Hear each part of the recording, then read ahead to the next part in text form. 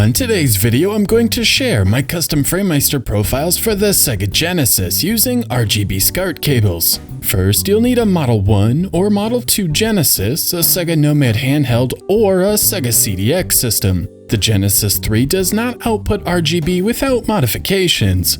I personally use a late revision 3/4 motherboard Model 2 Genesis, which outputs a very clean video signal as well as great audio. I'm also using an RGB Scart cable wired for composite sync rather than sync on composite. Going this route means you do not need any type of sync stripper, and you will have a clean video signal free of any checkerboarding. Quality RGB Scart cables can be purchased from web stores like retrogamingcables.co.uk and eBay sellers like Retro Console Accessories. It's also worth noting the Framemeister comes with a JP21 mini DIN SCART adapter, meaning you'll either want a JP21 SCART cable or a European SCART cable with a Euro mini DIN adapter. Before we get started, let me also get a few things out of the way. First, as of this video, the most recent version of the Framemeister firmware is 2.03a, so I am going to assume you are using this firmware.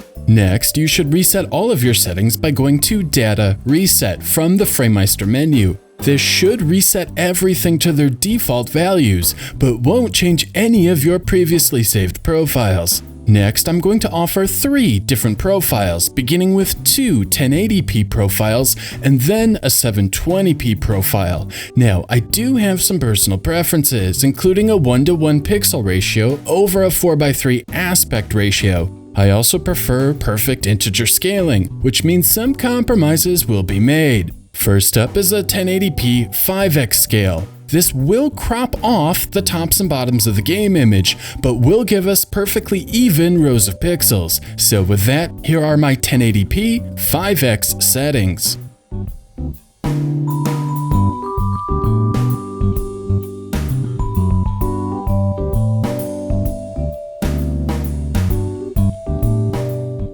Next up is a 1080p 4x scale. Here, all 224 horizontal rows or vertical resolution are visible, which may be desirable for some games. The compromise here is a black border on the top and bottom of the screen, again in exchange for perfectly even rows of pixels. So with that, here are my 1080p 4x settings.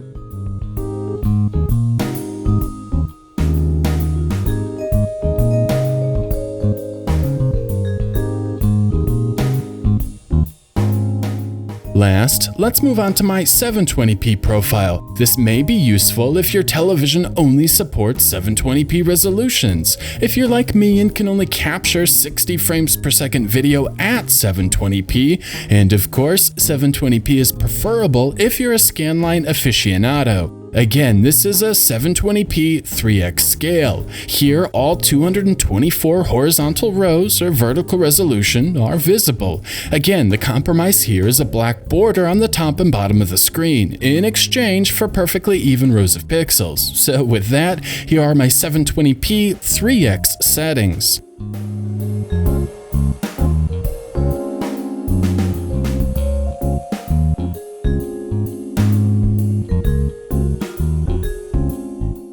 One of the Framemeister's strong points are its handling of 240p content, and these settings should give you a near emulation experience on the big screen.